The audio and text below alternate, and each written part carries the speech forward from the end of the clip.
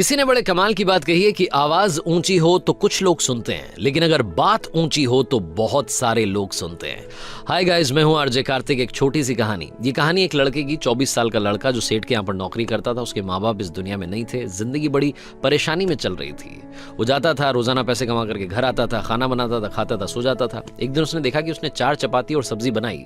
हाथ मुंह धोकर के वापस आया, तब तक 3 बची। दूसरे दिन भी यही हुआ। तीसरे दिन उसने ध्यान रखा और चूहे को पकड़ लिया। एक चूहा मोटा सा चपाती लेके जा रहा था। चूहे को पकड़ा तो चूहे ने कहा कि भैया मेरी किस्मत का क्यों खा रहे हो, मेरी चपाती तो मुझे ले जाने दो। तो लड़के ने कहा बेटा मेरे पास में ज्यादा पैसा नहीं, सिर्फ 4 मैंने बनाई है चपाती, उसमें से एक तुम ले जा रहे हो, मैं क्या करूंगा, मेरी जिंदगी ने मुझे बेहाल कर रखा है। तो चूहे ने कहा कि तुम्हारे सारे सवालों के जवाब तुम्हें एक इंसान दे सकता है।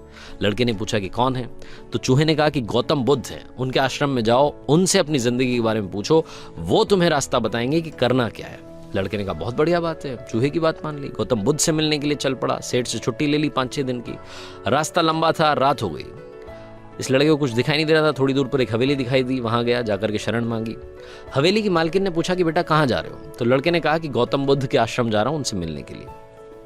तो मालकिन ने कहा कि बहुत बढ़िया जगह जा रहे हो, गौतम बुद्ध से हमारे एक सवाल का जवाब लेकर के आना, अगर वो सवाल का जवाब दे दें। तो लड़के ने कहा जरूर, आपका सवाल पूछूंगा, बताइए। तो हवेली की मालकिन ने कहा कि बेटा मेरी 20 साल की बेटी है जो 20 सालों से एक शब्द नहीं बोली है, बोल नहीं सकती है। बस उनसे पूछ लेना कि ये बेटी कब बोलेगी। ये बोलते बोलते उनकी आंखों में आंसू आ गए। लड़के ने कहा माता जी आप परेशान मत हो, मैं जाऊंगा और आपके सवाल का जवाब जरूर लेकर आऊंगा। लड़का अगले दिन चल पड़ा। रास्ता बहुत ज्यादा लंबा था। रास्ते में उसे बड़े बड़े पहाड़ मिले, ऊंचे ऊंचे पहाड़, बर्फ वाले पहाड़। उसे समझ नहीं आ रहा था कि कैसे पार करूंगा, बड़ी देर हो जाएगी। तभी उसे एक जादूगर दिखाई दिया जो वहां बैठ करके तपस्या कर रहा था। जादूगर के पास गया, उससे बोला कि मुझे गौतम बुद्ध से मिलने के लिए जाना है, रास्ता तो बहुत ही परेशानी वाला लग रहा है, कैसे मैं पार करूंगा? तो जादूगर ने कहा कि गौतम बुद्ध से मिलने जा रहे हो, मेरे एक सवाल का जवाब लेकर के आ जाना, पहाड़ तुम्हें फटाफट से पार करा दूंगा। लड़के ने कहा आपका सवाल बताओ। तो जादूगर ने कहा कि 1000 सालों से यहाँ पर इसी पहाड़ पर तपस्या कर रहा हूँ स्वर्ग जाने के लिए, मुझे समझ नहीं आ रहा कि स्वर्ग कब जाऊंगा। तो लड़के ने कहा ठीक है, आपके सवाल का जवाब लेकर के आते हैं। जादूगर ने छड़ी घुमाई, लड़के को पहाड़ पार करा दिए। मैदानी इलाका आ गया। वहां पर एक बड़ी सी नदी थी। लड़के के सामने फिर से समस्या थी कि अब ये नदी कैसे पार करें। तभी उसे वहां पर एक बड़ा सा कछुआ दिखाई दिया। कछुए से मदद मांगी कि आपकी पीठ पर बैठा करके मुझे नदी पार करा दीजिए। कछुए ने कहा ठीक है। जब नदी पार कर रहे थे तो कछुए ने पूछा कि कहाँ जा रहे हो? तो लड़के ने कहा गौतम बुद्ध से मिलने जा रहा हूँ। कछुए ने कहा वाह यार, बड़ी अच्छी जगह जा रहे हो, एक काम करना मेरे सवाल का जवाब ले आना। तो लड़के ने कहा कि आपका भी सवाल बताइए। तो कछुए ने अपना सवाल बताया कि मैं बड़े टाइम से 500 सालों से इसी नदी में हूं और ड्रैगन बनने की कोशिश कर रहा हूं, ड्रैगन कब बनूंगा ये बस पूछ करके आ जाना। लड़के ने कहा ठीक है। लड़का पहुंचा आश्रम में, गौतम बुद्ध के पास। प्रवचन चल रहा था, प्रवचन खत्म हुआ। गौतम बुद्ध ने कहा कि हर कोई मुझसे सवाल पूछ सकता है, लेकिन सिर्फ 3 सवालों के जवाब दिए जाएंगे। अब लड़के के सामने समस्या थी कि किसके सवाल को ड्रॉप करें, किसका सवाल छोड़ें और किसका पूछें। लड़के ने सोचना शुरू किया। सबसे पहले हवेली की मालकिन नजर में आई, ध्यान में आई। तो उसे लगा कि वो तो अपनी बेटी का इलाज कराना चाह रही है, उनकी बेटी बोल नहीं रही है, उनकी आंखों में आंसू थे, उनका सवाल पूछना जरूरी है। दूसरी जो तस्वीर उसके दिमाग में आई, नजर में आई, वो आई जादूगर की। जादूगर 1000 साल से वहां तपस्या कर रहा है बर्फ के पहाड़ में।